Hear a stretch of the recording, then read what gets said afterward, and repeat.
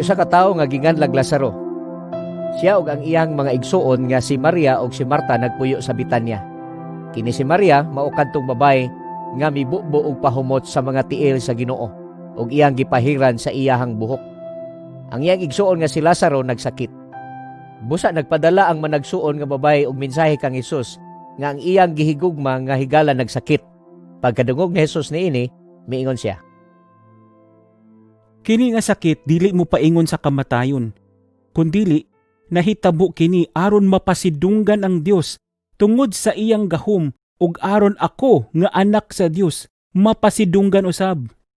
Pinangga ni Hesus si Marta, si Maria ug si Lazaro. Apan gipalabay pa niya ang duha ka adlaw human siya masayod nga si Lazaro nagsakit.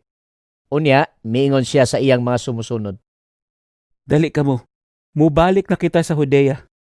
Sa pagkadungog ni Marta nga nagpadulong na si Hesus, migawas siya aron sa pagsugat kaniya. Apan si Maria nagpabilin sa balay. Pagkita ni Marta og ni Hesus, miingon siya, "Ginoo, kung dinhi ka pa lang, wala unta mamatay ang akong igsuon. Apan haybalo ako nga bisan karon mohatag ang Dios kanimo sa bisan unsa nga imong pangayoon kaniya. Mabanhaw ang imong igsuon. Nahibalo ako nga mabanhaw siya sa katapusan nga adlaw kung banhaw na ang mga patay." Ako ang nagabanhaw sa mga patay, ug ako usab ang nagahatag og kinabuhi. Ang nagatuo kanako, bisan mamatay pa siya, mabuhi pag-usab. Si bisan kinsa nga nagakinabuhi og nagatuo kanako, dili na mamatay bisan kanus-a. Mutuo ka ba niini? Oo, Ginoo.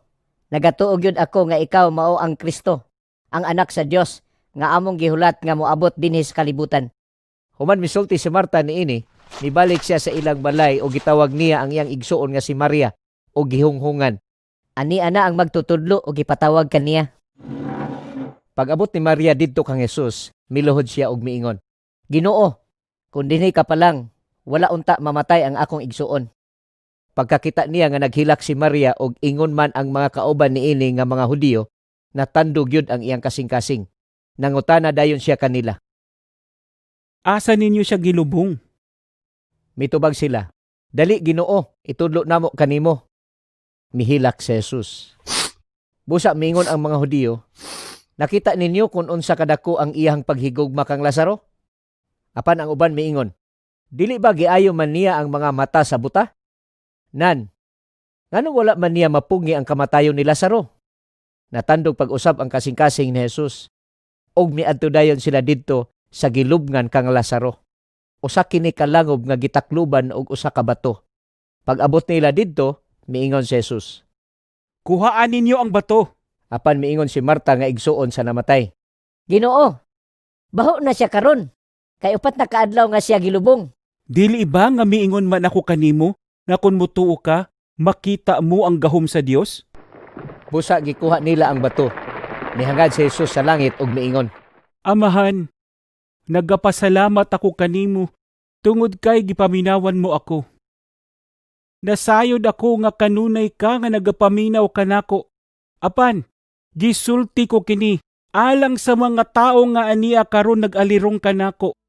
Aron mutuo sila nga ikaw mao ang nagpadala kanako dinhi sa kalibutan. Lazaro, gawas nga ri.